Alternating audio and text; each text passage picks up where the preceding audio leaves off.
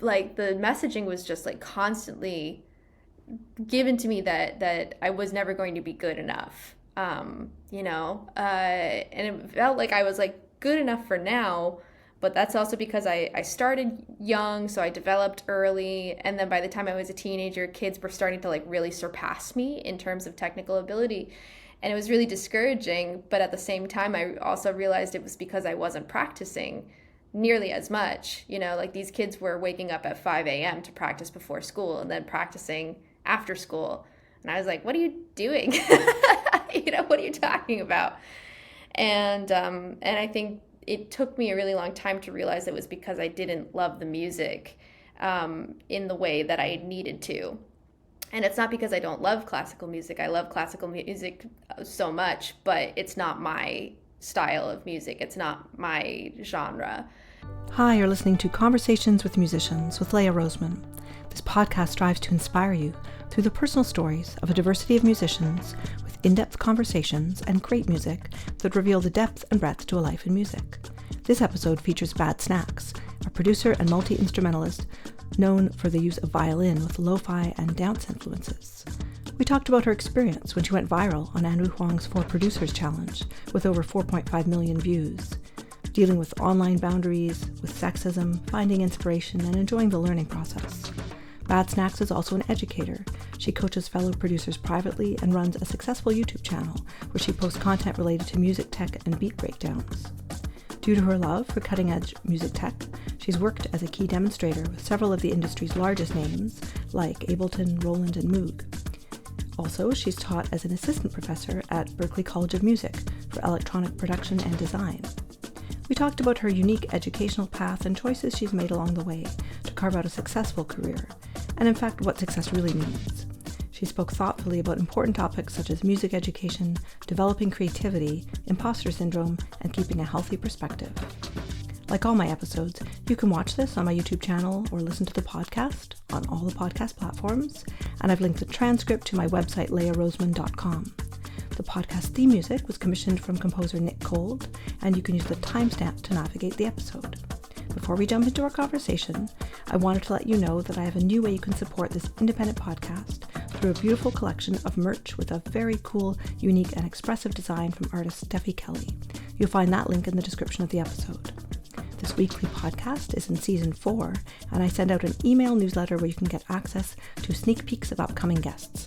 Have a look at the description of this episode where you'll find all the links. Now to Bad Snacks. Hi, thanks so much for joining me here today. Hi, good to be here. I have to admit, you're the first electronic music artist I've had on the show. Mm-hmm. It's not because I haven't been interested, but honestly, I'm a little intimidated. As someone in her mid-50s, it's just not a genre I've listened that much to, except with my 25-year-old daughter. That's all she listens to. Mm-hmm. So when I found out your story and that you also play violin and you incorporate that as a violinist, I was like, oh, this is an angle. And then when I looked at your YouTube videos and you describe your process, and it's like light bulbs were going off. I was like, I get it. I get what they do, how they do it. Very cool. Mm-hmm. So when did you get into this style of music? I got into this style of music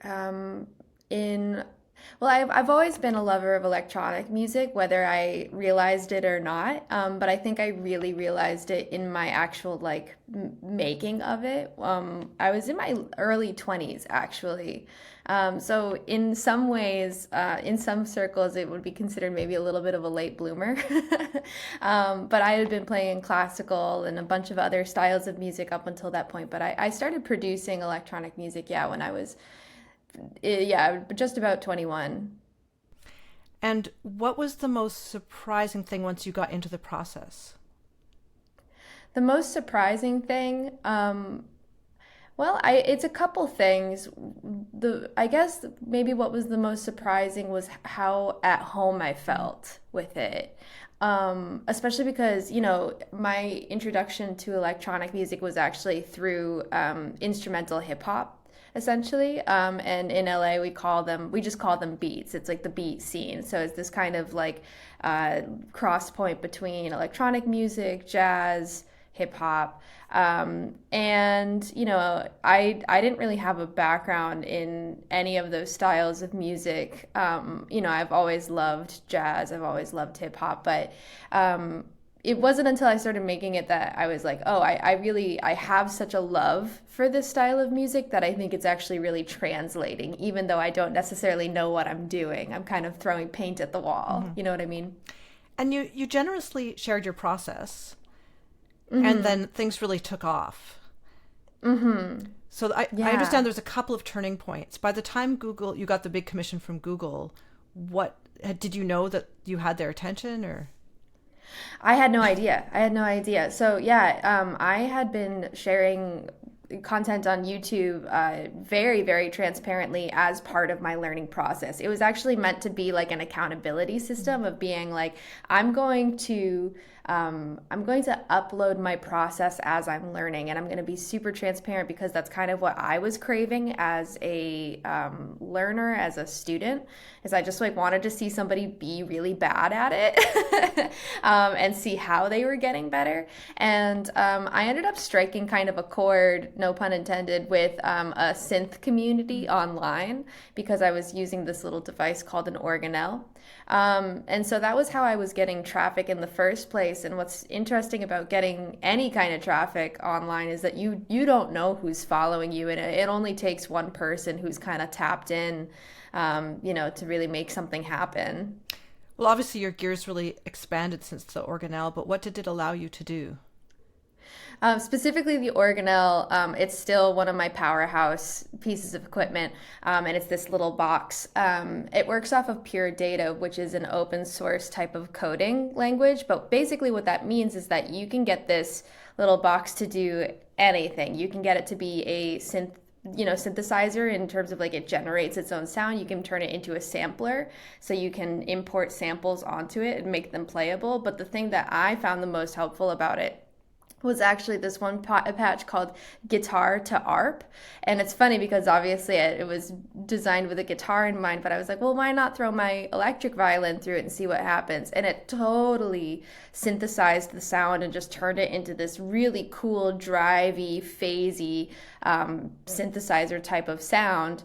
And that was really the genesis of, like I really count that as the beginning of like my electric violin journey, because up until that point I had electric violins, but they were kind of just more for like practical use of like playing live events where I don't have to have a mic, I can just plug directly in, but it never sounded good to me.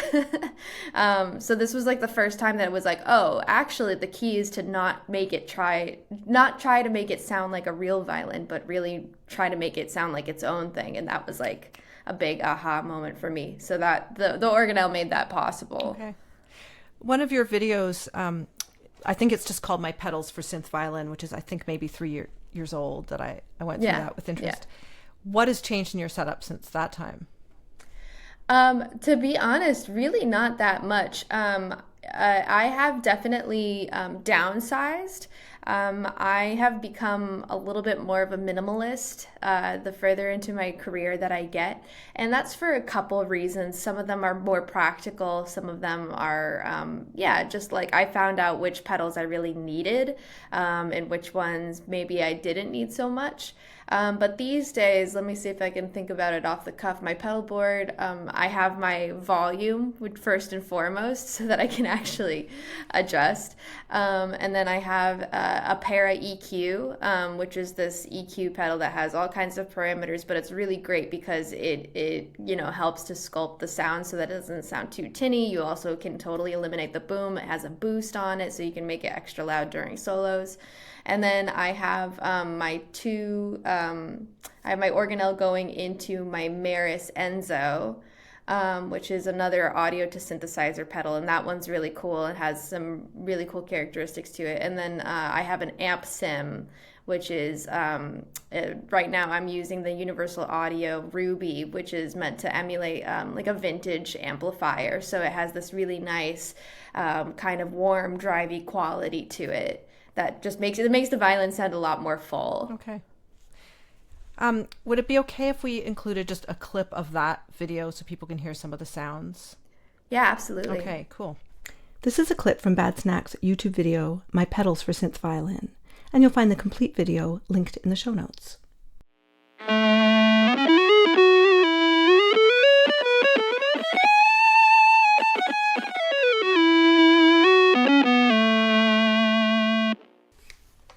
So there's that. That's my lead sound. I also use this for the pitch shifter a lot because I like using like lower fifths to kind of create some edgy patches. So.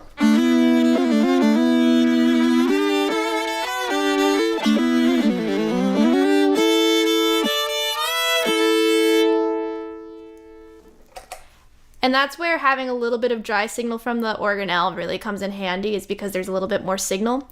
Another thing that I should mention is that if you're not familiar with putting a pedal board together, the way that you want to organize it is by which... The Google Audio Library can, from what I understand, people can use that material. What are the permissions that are allowed by that? They're completely copyright free. They're completely copyright free, so you can use them a lot of people use them as like background music for their videos, so they can do that without getting copyright strikes, which is a huge thing for the online community. So like places like obviously YouTube, because it was meant for YouTube, but also using it, for other platforms like Twitch and stuff.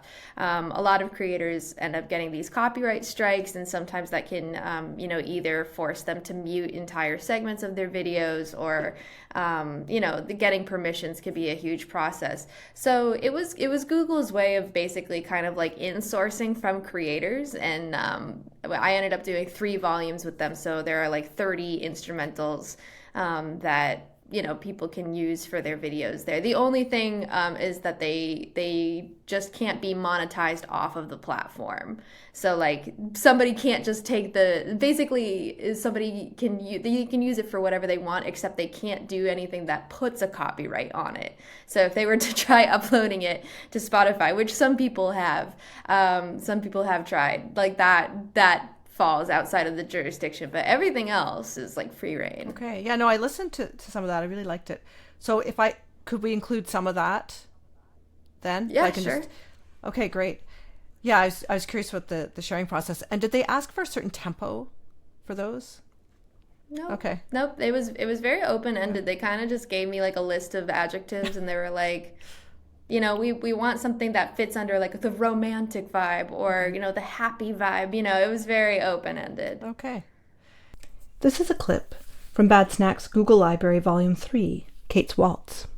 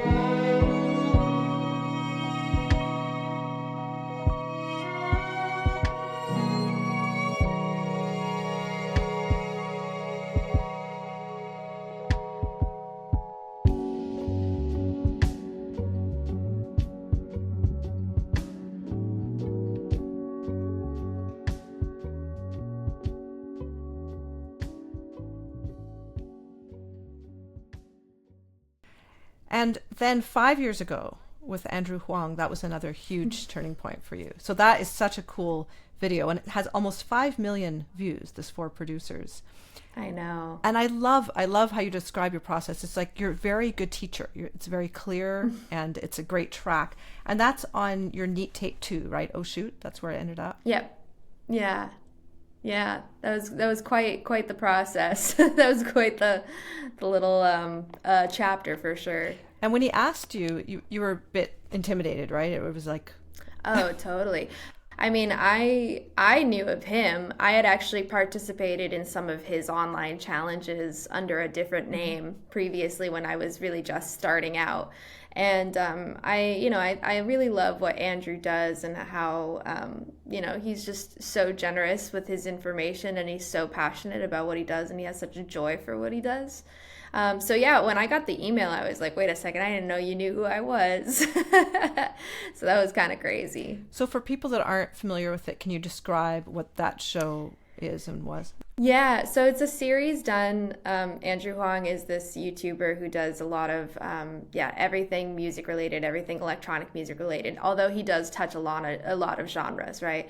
But he has this series called For Producers Flip the Same Sample, and basically we're all given the same source material. So in our episode, it was a segment of a pianist playing just a little lick. I think the total, it was like 21 seconds worth of audio, and he sent it out to 3 other producers, and then took it himself, and he gave us 24 hours to make something of it. And then we submit it, and then we get the other tracks a couple weeks later, and we like film our responses and stuff.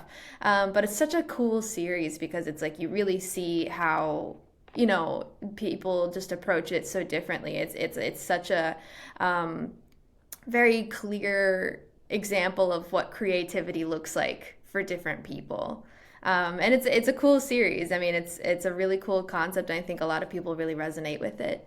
Yeah, and it's interesting about prompts. Like even you were just mentioning Google. Anyone creative, whether you're writing a poem or whatever it is, it's best to have some direct inspiration, right? Yeah, absolutely. I think that's why I ended up feeling pretty good about it, because the writer's block can happen at any given moment. And with the kind of prompts and stuff that I was given, it flowed. So it happened in a very quick 24 hours. And as a result of that video, you kind of went viral, right? Yeah, a little bit. I was just telling somebody the other day, if I remember correctly, at the time I had like 5,000 subscribers on my YouTube channel. And literally overnight, it jumped to 25,000 after that video. Yeah. And you didn't have an infrastructure in place.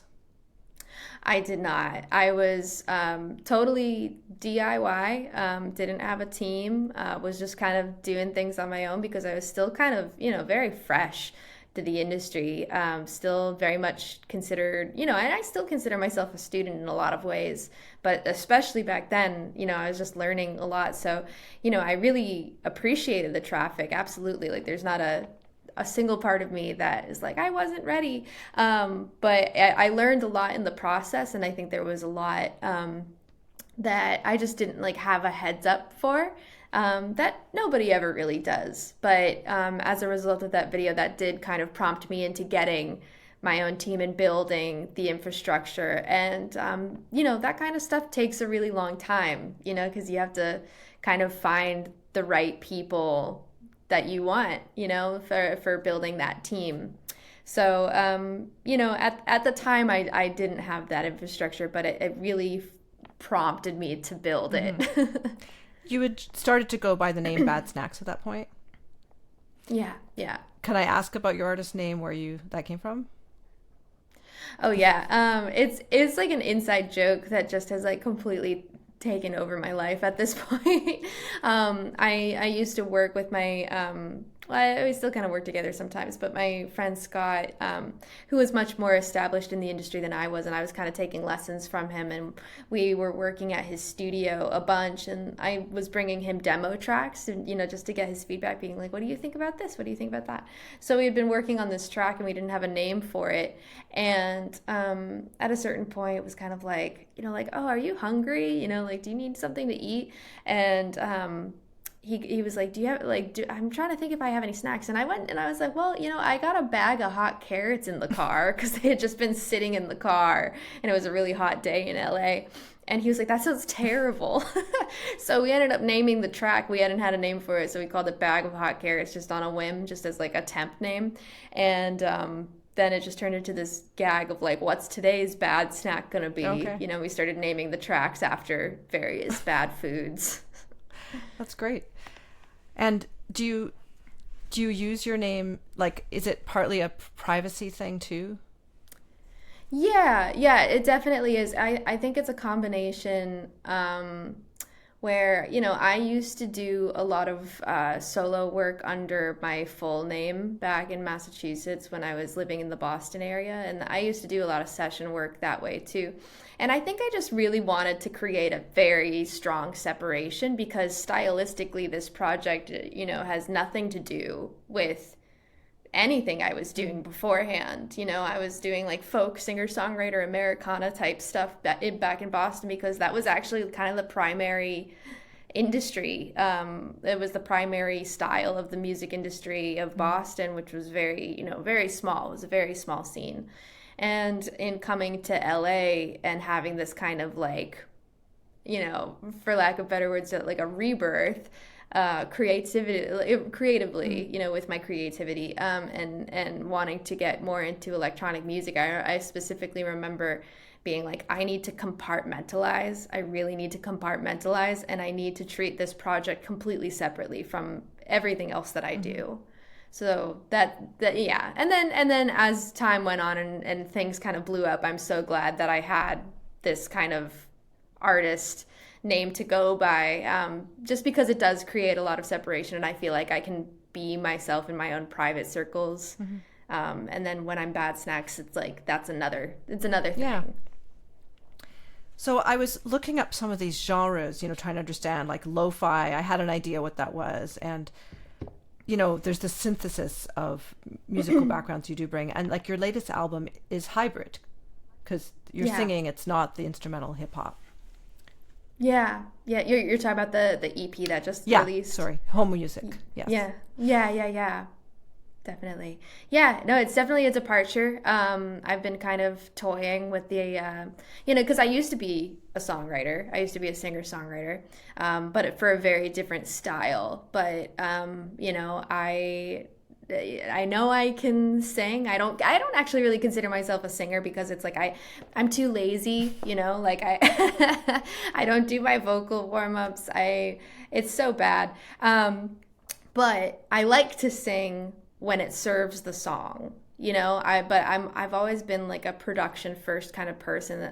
It's funny, it's like even when I listen to music now, a lot of people will listen to the lyrics. I listen exclusively to the music. I actually have no idea what the song is about half the time. And so I think that kind of gets reflected in my own work and how I prioritize my vocals. And, the reason that also not every single one of my tracks has vocals on it is because I'm very, very particular about the things that I want to sing about. I have a very kind of high threshold of like what I'm willing to put out. It's been a really, really long journey of even getting to this point, because I think I really wanted to take a step back from the singer-songwriter stuff, specifically to focus on production. And now that I feel like I have I feel like I have my sound. I feel like I have, I'm always working on it. I'm always trying to get better. But now that I have these things kind of way more figured out and I feel very comfortable as a producer, it's like now I'm bringing back the songwriter element of it. And it's been good. It's been really good for me artistically. Mm-hmm. Yeah. That iiwannabe, really great riff on that. I thought we could just use a clip, like if we just had some shorter clips, then people will be driving towards the whole album if they like what they hear, hopefully. Yeah, Totally. You're about to hear a short clip from Home Music, iiwannabe.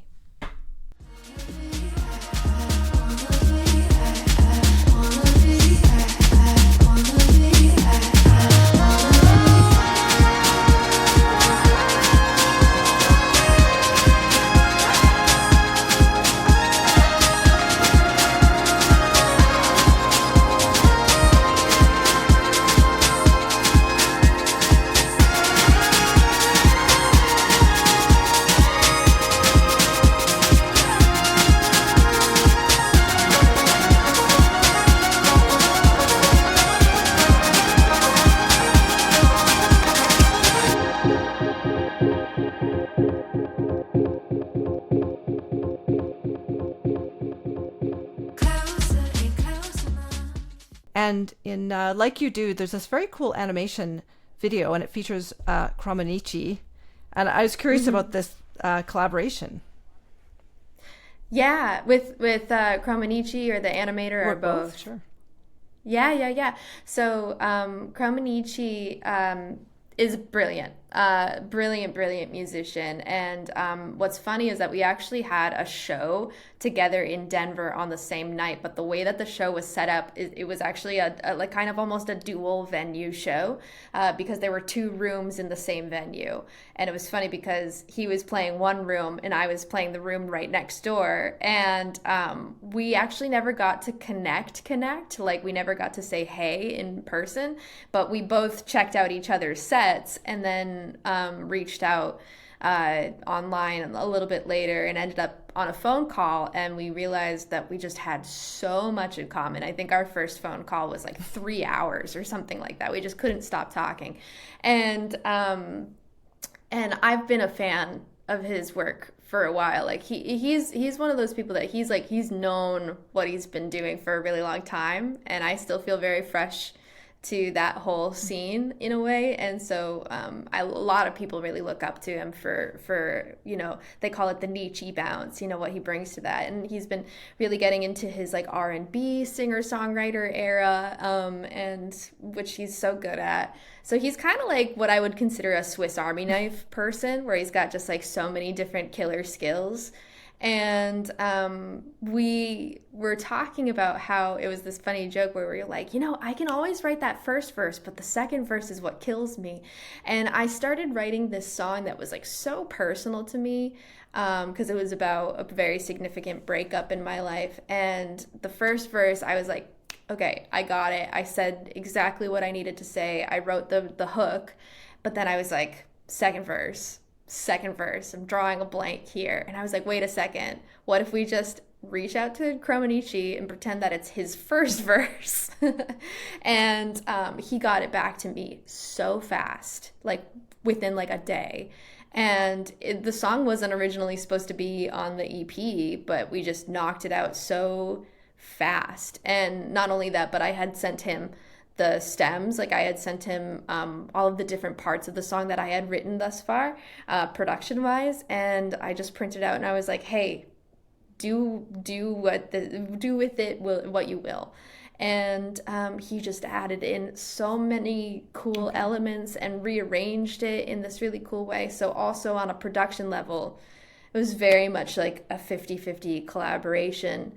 And then with Mitch, I was actually at my friend, he goes by Shrimp Nose. I was at his show and I was looking at his visuals and I was like, oh my God, these are really good. Like, who did this? And I went to my manager. I was like, do you know who did this? And he was like, oh yeah, that's my friend Mitch. And I was like, that's our guy. We gotta do this. And, the song is pretty long. It's a really big ask to animate, over 4 minutes worth of music. But the storyline that he came up with, after we told him what the song was generally about, when we gave him a mood board and stuff, and the storyline that he came up with just like hit me so hard, and he just put so much work into it, and it just turned out so beautiful. So that whole collaboration, I mean, I feel like it's very rare for things to go that well. Yeah. This is a clip from Like You Do, featuring chromonicci, from Home Music.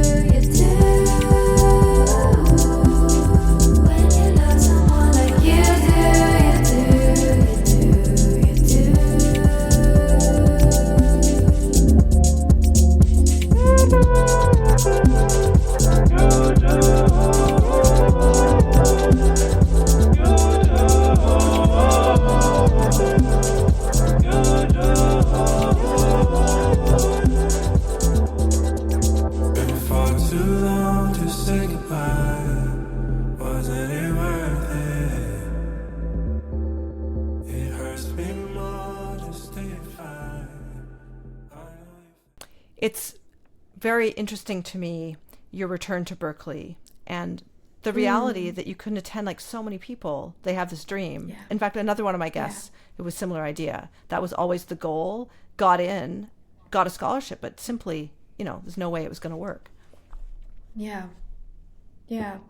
That story is really interesting, and very validating for me at the same time. And in retrospect, it was absolutely the right choice for me, personally, to not have gone. And it definitely was the harder path, no doubt, because I was very alone for my college years. I was back in my hometown, and there kind of was nothing else for me to do except like work and try to figure things out. So I was working, I was working at a hardware store, I was working some cafe jobs, and then I got my first job teaching violin at a music house, teaching kids of all ages. I think had I gone to Berklee when I really wanted to go to Berklee, I would have received an amazing education. I absolutely would have taken advantage of it, and I would have made a lot of really great friends. I just know these things about myself, but what I allowed myself to do by giving myself space is I allowed myself to try out different veins and figure out actually what was working and what wasn't working. And I don't think I would have found electronic music the way that I did had I gone to Berklee, because when I was applying to Berklee, I was going very string focused. I would have gone into their string program, which was very much geared towards like new, I know this sounds funny, but like new trad, like new traditional. So a lot of like new neo-Scottish, neo-Irish, but like very jazzy. They had like this bluegrass thing, like this folk resurgence. I love that style of music. I think there's something that really resonates. I grew up in a folk background, but I don't think I would have found electronic music had that been the case. And I think I am so much better off for it because I really took my time to find it.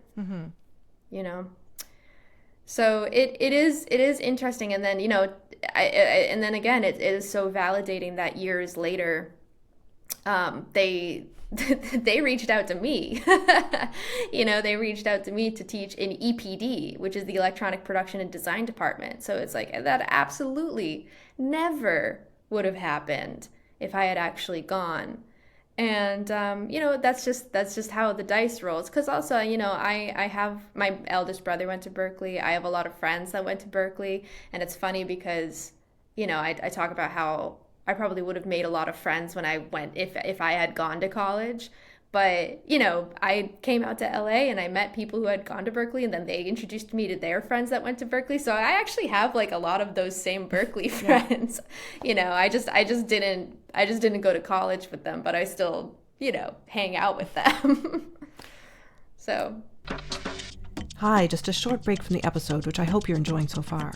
I wanted to let you know that I have a new way you can support this independent podcast through a beautiful collection of merch with a very cool, unique, and expressive design from artist Steffi Kelly. You'll find that link in the description of the episode.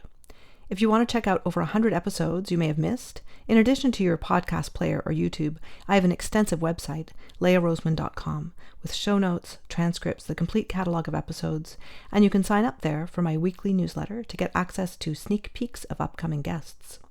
Please do share your favorite episodes with your friends, follow me on social media and share my posts, and if you can spare a few dollars to help support the series, that would be amazing. You'll find that link in the show notes along with the merch store. I'm an independent podcaster and I really do need the help of my listeners. Now, back to the episode.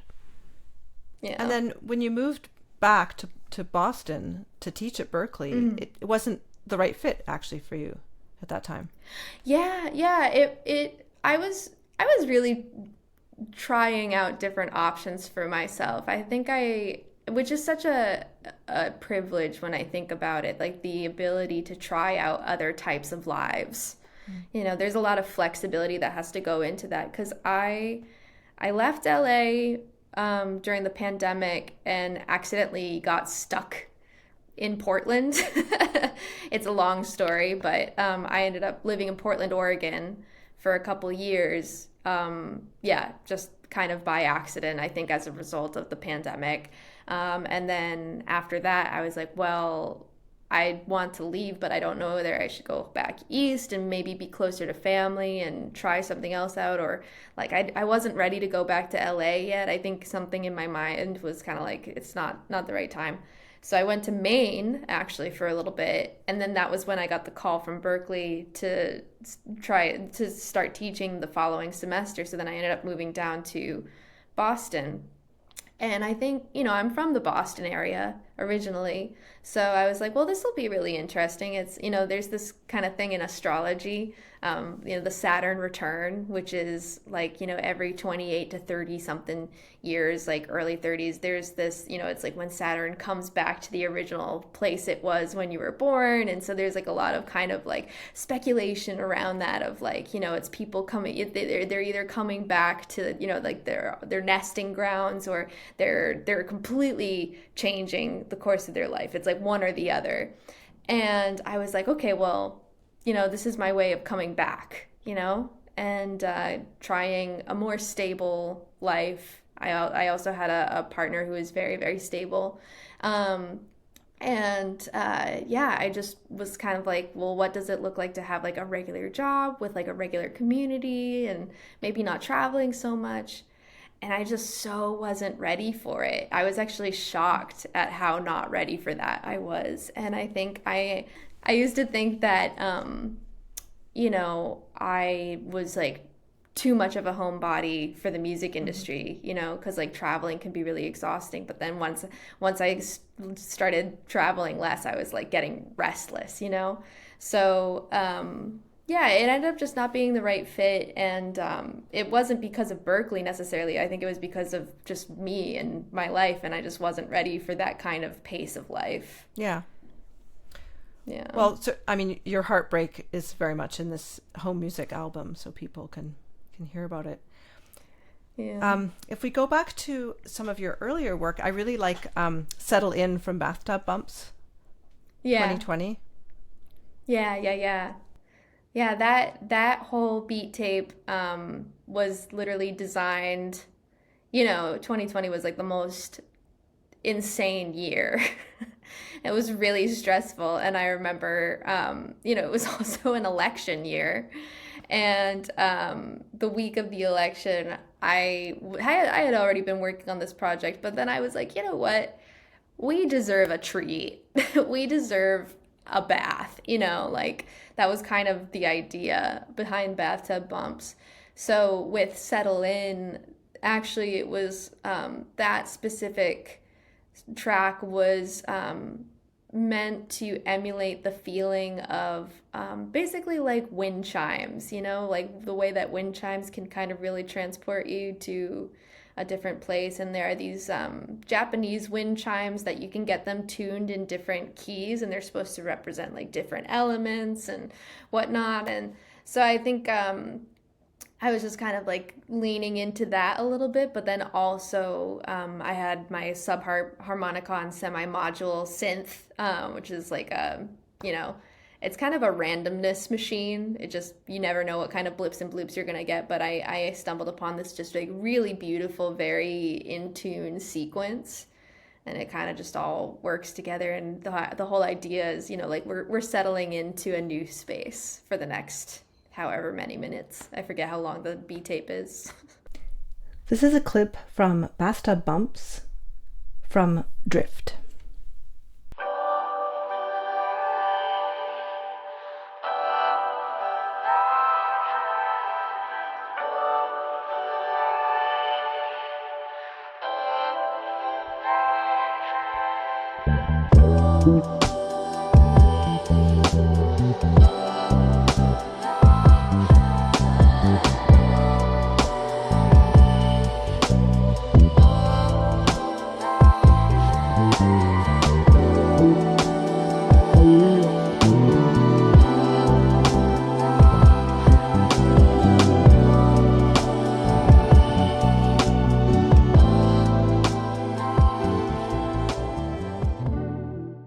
Yeah. So what you were just talking about, it's like some kind of randomizer, audio randomizer.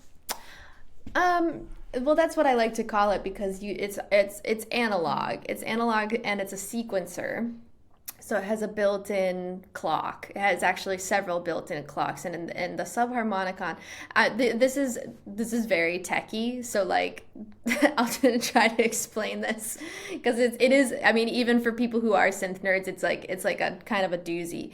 But the subharmonicon, it is a semi-modular analog synthesizer that works off of subharmonics. So you set a primary frequency, but then you also set sub-frequencies, and they respond to each other. They create overtones. But then you can also set different sequencers, and it works also as like a polyrhythmic sequencer. So you have these two frequencies, but you can also set them at different rates. And so that you have basically two sequencers that are working in tandem. But the thing is that when you're working with analog gear, nothing is snapped. So the pitch isn't snapped to be in tune, so you get a lot of microtones, and then also the tempo isn't snapped to be a perfect BPM. So then these polyrhythms that you're getting are also very in the micro zone. So that's why I call it a randomness machine. But but what I love about it is that it yields results that you wouldn't plan for. Okay. They're actually kind of impossible to plan for. That is very interesting. And you're so good at explaining complex things. That's really, no, really. I mean, so you keep mentioning your tapes. You literally do sell cassette tapes as part of your merch. I do. Now, we have a cassette player, but are people of your generation buying cassette players?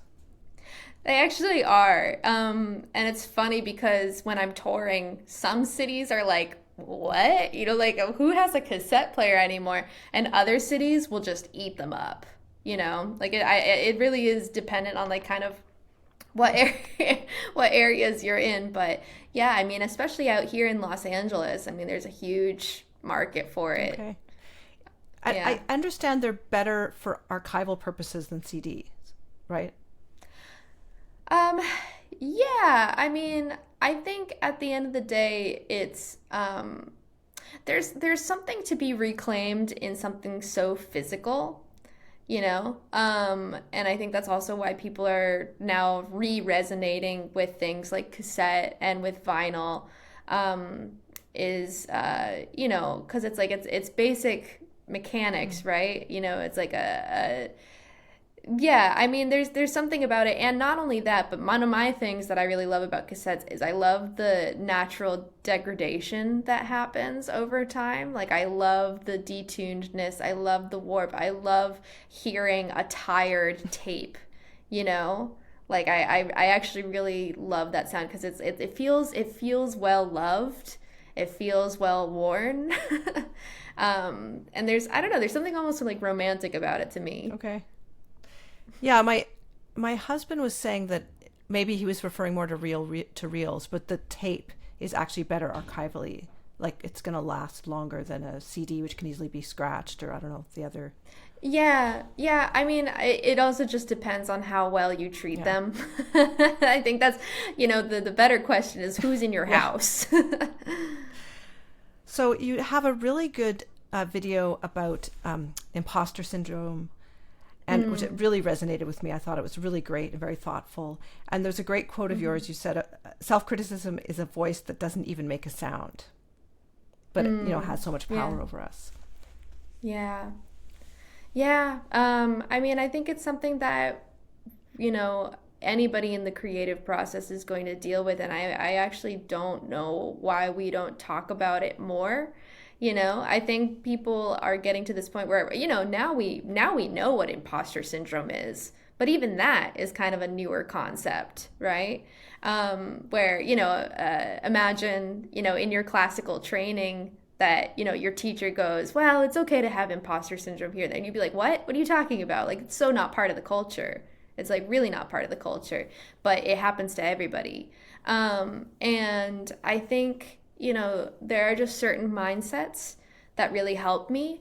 And that was what I was trying to do, was just create a video of like, these are the things that I think about when I am like deep in it. And, it kind of reminds me, there's this phrase that my dad really likes to use which is like rule number one of business is don't go out of business. And what I love about that is that, metrics of success change for everybody. But the thing that I actually think is very successful, what I deem as successful, is the ability to continue, the ability to keep doing it.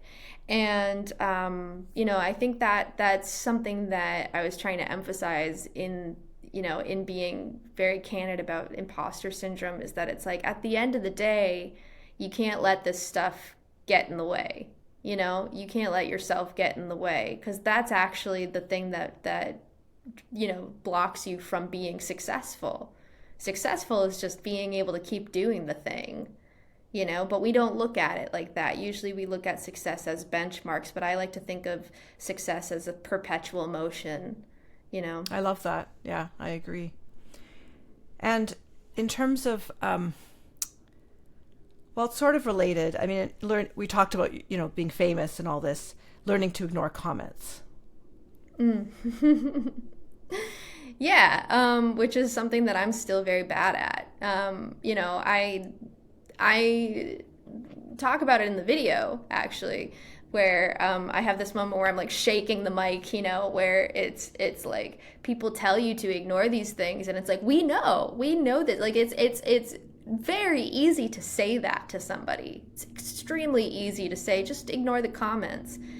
But the truth is that the comments are really hard to ignore. I mean, you're putting out your most vulnerable work, and you also don't want to shut yourself off to the very real constructive criticism. You don't want to shut yourself off to the very real feedback that people are leaving, and also, like the meaningful feedback that people are leaving. I think it is good advice. And simultaneously, I think we need to take it a step further of being like, okay, so that's one way to look at it. But also, like, what are the coping mechanisms for when you do look at the comments? What are the ways in which you can build up your own confidence so that you know how to parse through what is a constructive comment and what is just somebody going off the rails, And that's something that I've gotten significantly better at. And it's funny because, my partner now also works in the YouTube space.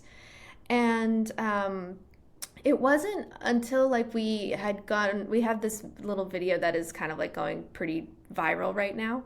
And going through that with somebody else is actually pretty fun, because we're like looking through the comments, and you get all of these, like, just people just saying whatever. It makes, like it could be motivated by all kinds of things, but when you have somebody there who also understands and gets it and can help you parse through it, it becomes this thing to laugh about. And that was new for me, and I was like, gosh, if I had only had this a few years ago, of just somebody to laugh about it with, would have made a huge difference. But I was also wondering, in terms of the productive comments where people just want help and advice, because you can't respond. You have too many people looking at your videos. Totally. No, I mean, it's true. And things that are like really good questions that are easy to answer, I will. But yeah, there is just like simply too much. And, it does raise another point which is something that I've had to also deal with, which is parasocial relationships. And I think it's partially because I also really do try to make myself available, maybe not so much on YouTube, because YouTube is just like the Wild West. But like I have a Discord where it's a much more intimate community where people usually can get a hold of me in some capacity or another. But even then, it's drawing boundaries online is a really very new thing, and it's an interesting one, because I think the thing that also nobody prepared me for is how people will oftentimes feel entitled to your time. And the amount of times that people treat me like tech support is hysterical, because like I'll do like a demo of some random pedal, and then they'll email me being like, hey, like, my pedal doesn't work. What's going on? I'm like, I don't know. I didn't make it. I just know what it does. So it can be a little funky like that. Yeah. I want to talk to you a little bit about the early part of your life, because you were really in the classical world, so I can completely relate. And one of my motivations for putting so much into this podcast is to show the world that there is such a breadth and depth to life in music, and a lot of us just think of it as a tiny box. I would say no matter what part of it we're in, but especially for classical players.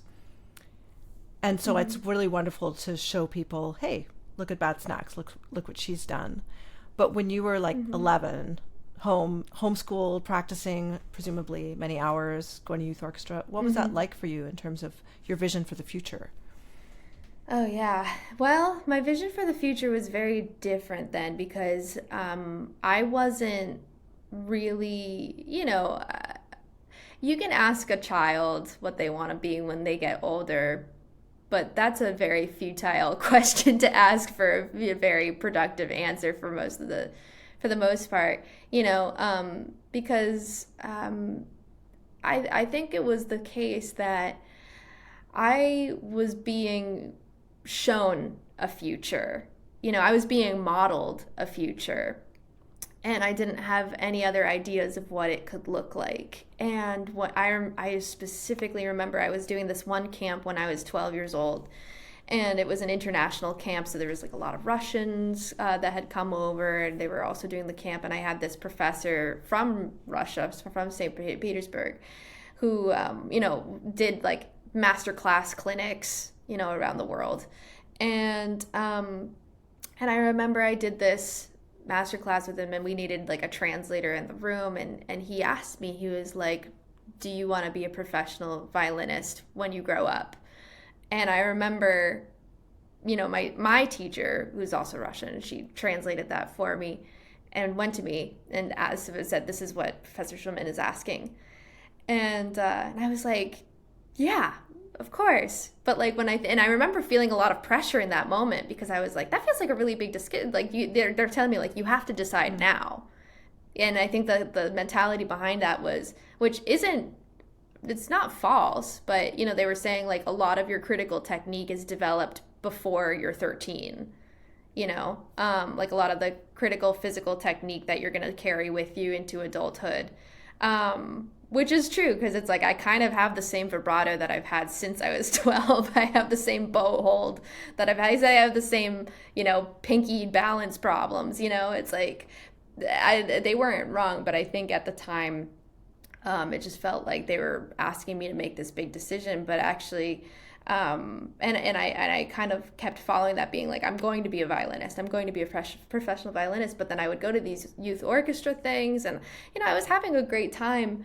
But it was like the messaging was just like constantly given to me that I was never going to be good enough, and it felt like I was like good enough for now, but that's also because I started young, so I developed early, and then by the time I was a teenager, kids were starting to like really surpass me in terms of technical ability, and it was really discouraging. But at the same time, I also realized it was because I wasn't practicing nearly as much. Like these kids were waking up at 5 a.m. to practice before school and then practicing after school. And I was like, what are you doing? What are you talking about? And I think it took me a really long time to realize it was because I didn't love the music in the way that I needed to. And it's not because I don't love classical music. I love classical music so much, but it's not my style of music. It's not my genre. And that was just never posed to me as an option, like where was the modeling for that of violinists who were doing, we're doing instrumental electronic music, but also like in a non-hokey way, because, people would should show me, what was it? Like the Bond Quartet, I think it was what they were called. And, like they're like these 4 beautiful women, and it's like very Las Vegas coded, and they're like, doing all these like reimagined works. And I was just like, this feels so hokey to me. It's a taste. It's a taste. I'm not trying to knock on them, but, I just didn't resonate with it, even though it was like, oh, but look what all these other string players can do. So, So anyway, all this to say is that it took a long time to even figure out what my lane was.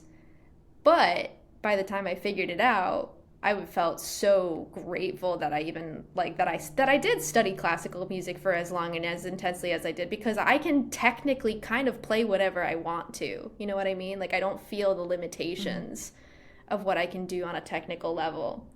So it all serves the music now. Yeah. Did you study other instruments growing up or later? Yeah,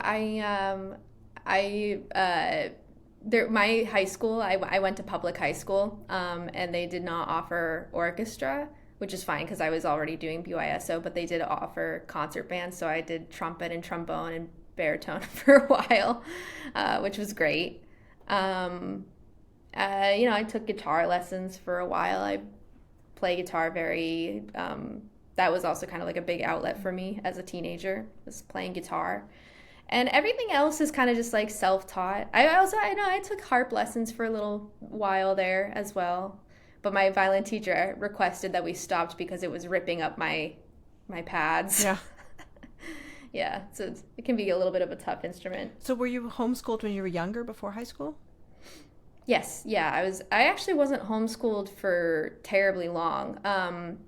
It's just that I was homeschooled during a very developmental period. So I was only homeschooled from when I was 7 to 10 or 11. So it was like second grade to fifth grade, so like 3 years-ish. But in that time, that was when my studies with the violin like really took off. So that's why it kind of gets echoed in a lot of interviews, is because it was like that was when I took violin the most seriously as a child. But after that, I went to a math and science charter school for a bit, and then I switched over to just full-on Massachusetts public school for high school. Okay. Oh yeah, like some of your influences. I was looking because you were featured on Brainfeeder's The Hit and Flying Lotus, and I was looking, and he's the grandnephew of Alice Coltrane. What a cool connection is that? I know. And Alice Coltrane is amazing. She's amazing. I love her work. Yeah. No, I was listening to her when I interviewed Destiny Muhammad, who's a jazz harpist in the Bay Area, and we talked about her.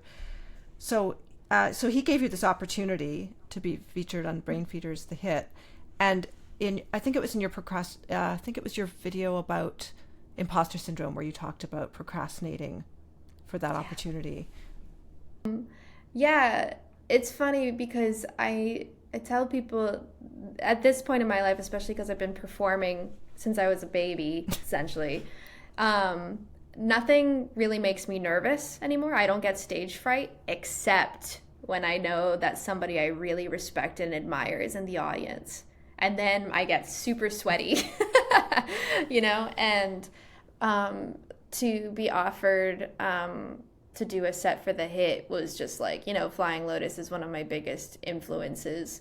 I immediately, because any coolness that I have immediately leaves my body as soon as I start, thinking about, that, what that interaction is going to look like. I also felt in a way, my music is very kind of campy in some ways. It's meant to be intentionally like a little bit cheesy. It's, there's this kind of like lightheartedness to half the catalog, I would say, where it's like, it's goofy, it's bright colors, it's pastel, it's this big part of me. And then the other part of me is kind of like, a lot more like thoughtful, dark, broody kind of types of production and, artistic outlet. And I specifically remember feeling like I don't have enough material to fit the Brainfeeder vibe, because so much of what I do is so campy, and I just don't think it's like gonna land with their audience for some reason. And that took a lot of like getting over. And I just, I know it's very like trite advice, but it's like at the end of the day, they asked you and they want you, so bring you. And that's exactly what I did. And I put a lot of extra effort into, did this whole like light show, and we had the projected visuals, and we made this really cute, cozy thing. And not a lot of people know this, but the table that all my synths were set up on, I made that table myself. So it was like just a very curated vibe. And I think it went as well as it could go. And there's in every step of my career, there's always going to be things that I look back on that I'm like, that could have been a lot better. But honestly, it's so much better to have done it than to not, because it really does feel like such a notch in my belt. And I feel very proud to say that, like, oh yeah, like I have a set with, Brainfeeder's The Hit. It's on YouTube. You can literally check it out. Yeah. And another influence, Kate Ellinger, who goes by Dot. So I was checking her music out, and you regard her as a mentor and an influence. Well, she literally had a mentorship program. Yeah, under Unspeakable Records, which was a record label that she founded specifically to highlight women producers. It was a space for women and gender expansive producers to get together and get this mentorship. And it's funny because we actually only ever did a couple sessions together, but those couple of sessions were exactly what I needed at that time. And I think she really set me up on a very very strong path, even just with, really, it was only like a couple hours worth of sessions. Yeah. It's a pretty male-dominated corner of the music industry. Yeah. It is. It absolutely is, yeah. So I'm assuming you've been the recipient of some direct misogyny and maybe some that's more hidden. Yeah. I mean, it's the whole spectrum, like online. And my community has gotten a lot better about like flagging things that are really not so great, but it happens everywhere. Like there's, there are videos that I had to take down because of the kinds of attention it was receiving, where it became more about, like, there was one video in particular where it became way more about my body than it was about the track that I was doing. And it was so uncomfortable. And, and in my professional life, it still happens all the time. It's like, it's microaggressions, like things that people don't even necessarily clock. Like the most common example that I give, because it's very innocuous at first, but then you realize that it actually kind of stems from this bigger issue, is whenever I show up to my own gigs, if I have, I have a couple tour managers that kind of alternate, and one is female, one is male. And if the male tour manager comes with me, the staff will always introduce themselves to him first, or they'll ask him, "Are you Bad Snacks?" And then they'll ask him for the tech specs. They'll ask him for the rider, like the tech rider, which is everything having to do with inputs and outputs. And he doesn't know it. He doesn't know that it's my gear, and it's like things like that. And there's also kind of this pendulum swing aspect to it too, where there are certain opportunities that I've had to ask,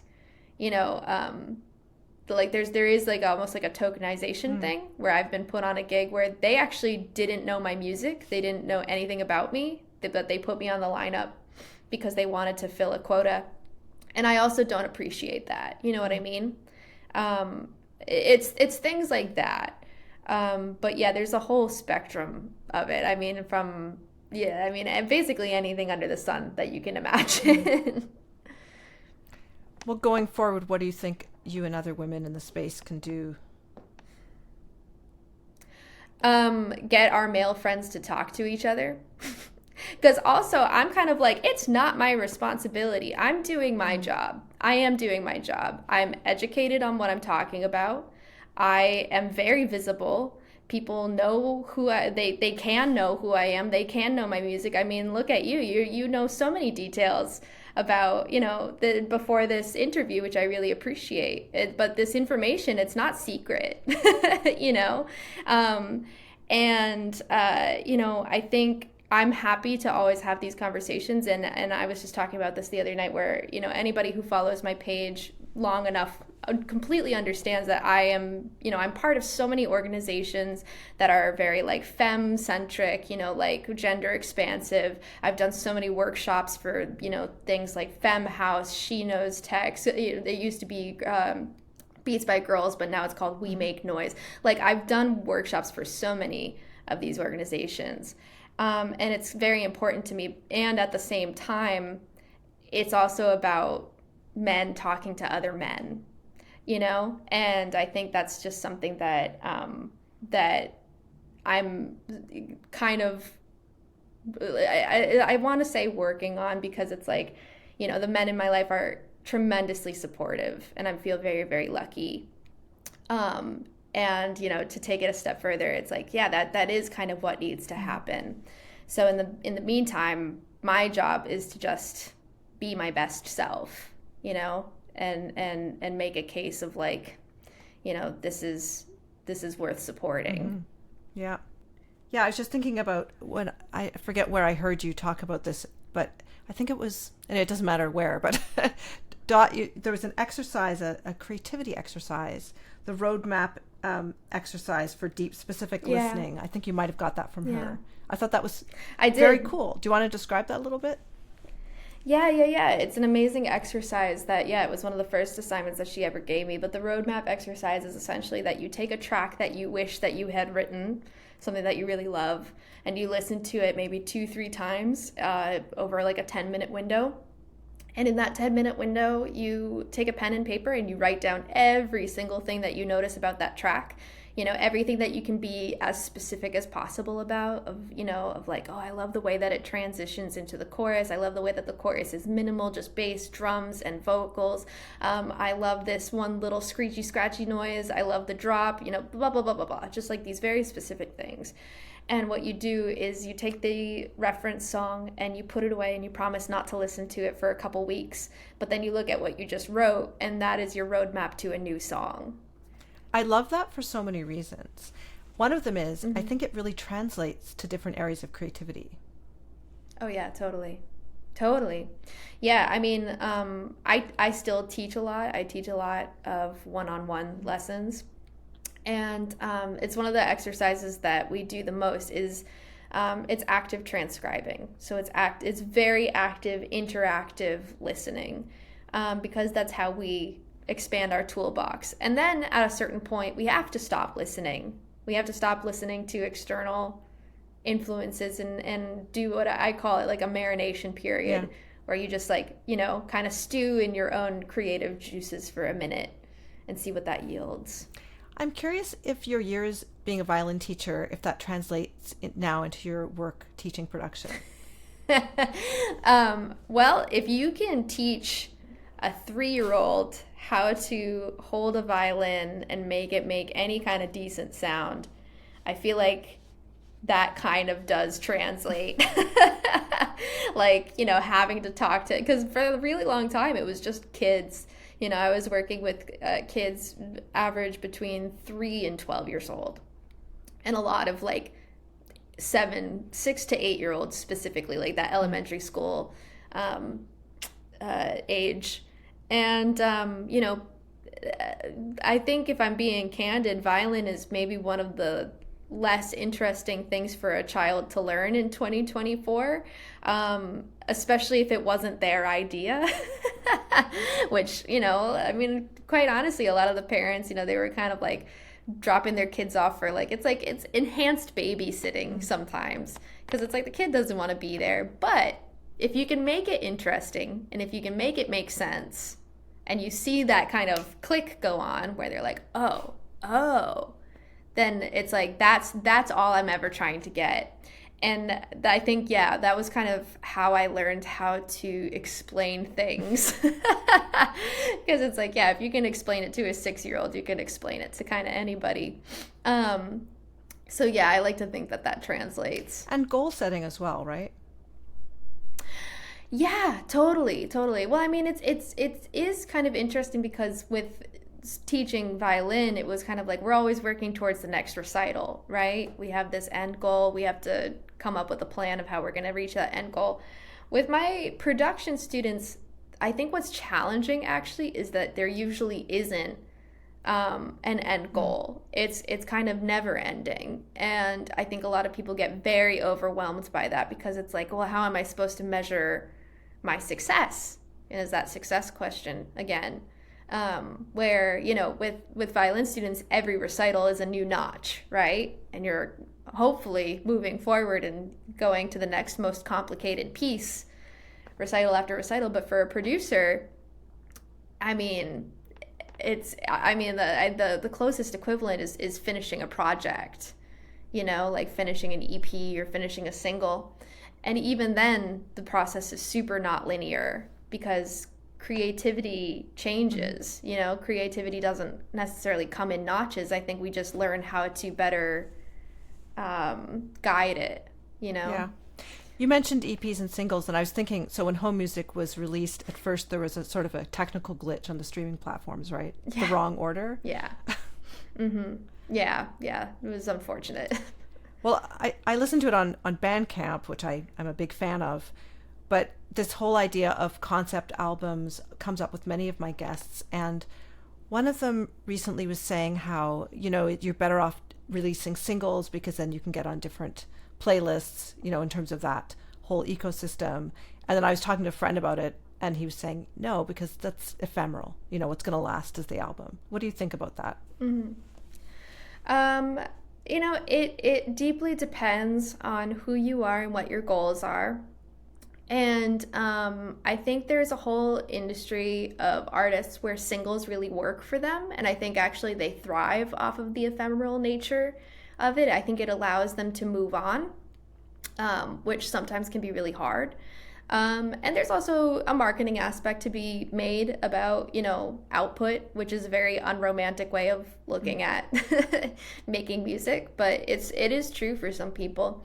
And then, the art of the album, it is a labor of love. And there are some artists that I know, like I have this one friend who's been working on her record with her duo for 8 years now, and she went to me and she was like, the goal of this is I want to make something that lasts beyond my timeline. And I thought that was just so impactful, and it's such an artistic statement. And so I think it really depends. And I really, in a way, I feel like I can't really speak to it too much because I actually technically haven't released what you would call an album or an LP. I've released beat tapes. So beat tapes are a collection of instrumental beats, but they're kind of conceptual, but it's not so much, it's more of it's just like it's a collection of instrumentals that I wrote during a certain time in my life, right? And I'm so happy to put those out because it feels like a sonic picture of my life, right? And with the EP, this was my first time doing the EP format. And, I still have kind of like mixed feelings about it sometimes because it's like, yeah, there is a case to be made about, it's called the waterfall release, where you release one single and then another single and then, and it all kind of collects into this big EP. And I think one of the things to keep in mind is that depending on where you're at in the music industry, sometimes most of the hype really just is before the release, and it's this very counterintuitive thing that happens where as soon as it's released, there's no reason for it to be picked up. It's this very, very confusing thing. It's like, because it's like you want to build up all of this hype for something that hasn't been put out yet. Yeah. And then you put it out, which is the whole point, and then there's nothing to build hype on about. It's like marketing something after it's been released is significantly harder for some reason. So that's something that I've always been trying to wrap my head around. But I think that's what really helps about the singles is that it's like, okay, we are releasing parts of it, and it is for the longevity of the project. But then as soon as the project releases, it's a completely different story. It's very, very strange. Yeah. So I would just say it's a personal preference. Yeah, it's interesting for me in this space because doing a music podcast, and more people have discovered me. I'm actually booked out for the all of the year, and but the people are always sending me and their agents, this album's about to be released. Would you, do something? Well, that doesn't work for me, right? It's like I plan way ahead, and I do these in-depth interviews. It's not about just someone's new album. I mean, sometimes with guests I've already had, we'll do a little catch up with a new album release, but I can't do that all the time. So I think about this stuff. Right. And then I often talk to people about albums they put out quite a while ago, and I think they're happy to shine a light on those projects because they did put so much of themselves into it at the time. Yeah, absolutely. Oh yeah, there was speaking of your output, your Neat Tape 1, which I think was your first kind of volume that wasn't Google, if I'm right, Homecoming 2018. Yeah. I thought it might be nice to include a little bit of that too, unless you feel like it's too old. Just I mean, I'm always happy to shine a light on that project. I think Neat Tape 1, every single track on there is going to be very special to me because it was really just me figuring it out, like that. I kind of joke with my students that every project that you release, it's like getting your PhD in something or getting your master's in something.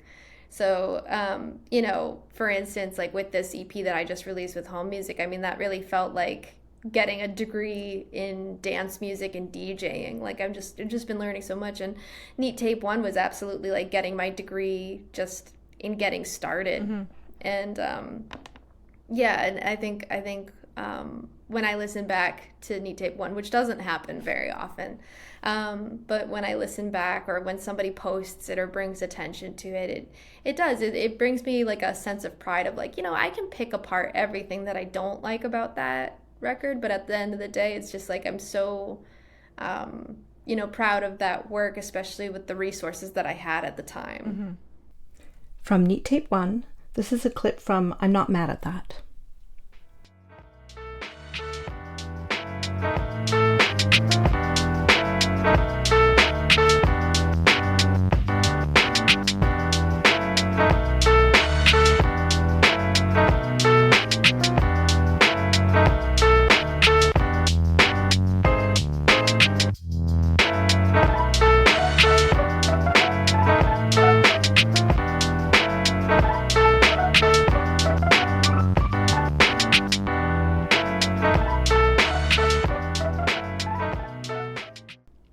So are you using your violin more or the same as you were when you first started doing this? I would say probably just about the same. I think the difference, one of the things that's been tricky in balancing being a violinist and a producer is sometimes I write songs where the violin's actually really not necessary. And there's a part of me that's like, man, like I know it's a calling card. I know it's what gets people really excited when they come and see me live. They love the violin solos, and there's a part of me like, should I like squeeze something in there? And then I'll try to do that, and it always sounds like contrived. And so I try really not to do that. So it's really nice when songs come up, like iiwannabe, for instance. That violin solo is one of my favorite parts of the whole EP. Because it was just like, it's just such a moment for it to happen. And I really, like it just happened so naturally. And I'm trying to think, I think there's violin on every single track of the EP. But there have been, like, for instance, I released a song called Lucky. That was kind of like my introduction into like more dance spaces. It was a little bit more of an upbeat tune, and that doesn't have any violin on it. And honestly, it's kind of refreshing too. It's nice to kind of nurture the other parts of me and very much make it known that it's like, these are the other things that I do besides violin. Okay. And when you're looking for material to sample, do you have places you go to? No, sampling is like the thing that I can't help, it's like, it drives some of my friends nuts because I'll be in a restaurant with them and then I'll hear something. I'll be like, hold on, shh, and then I have to like like hold my Shazam up to find out the name of the song or get a recording of it. Like my voice memos on my phone are just like so deep. And then also one of my favorite things to do on the planet, it's like one of my great joys, is going to a record shop and going to the discounted section and just finding these old crazy wonky records that, you know, it in a way it feels like breathing new life into them and like giving them a second wind. You know, and I think that's one of the beautiful things about sampling, is that you're giving what was a good idea that maybe didn't get the time of day into a new recycled idea. And it's such, I don't know, like some of the stuff that I find when I just pick up random records, I'm like, I never would have thought of this. I never would have heard this. Yeah. It's so interesting to me. So I really love that stuff. It's funny, I just realized, of course, I did feature an electronic music artist, but he does a lot of other stuff too, so-called, but we didn't feature that music on the episode, but we did talk about this, finding the old records and using them, and it just came back to me. So many episodes. Yeah. I was curious to know about a couple things, maybe. One thing is the festival circuit and what your aspirations are and knowledge of the international scene in Europe as well as in this North America. Yeah, I can't speak to the European scene almost at all because I've never played an electronic show in Europe. I want to so badly, but it's just such an endeavor, you know, between like getting like visa stuff and then, you know, right now the issue too is just finding the right booking agent, because my booking agent does North America exclusively, and he's so great to work with, so I love working with him. So I can't speak to Europe, but in terms of North America, I mean, yeah, the festival circuit, I mean, it's new for me. I wasn't really a festival goer until I started getting booked for festivals, so it's a new culture for me, but it's been so fun, and every single time that I go to one, it makes more and more sense to me, and I get very excited. You know, I've always been excited, but it used to be more intimidation, and now it's more like, oh, I can't wait to show the crowd this one because I'm understanding the crowd better.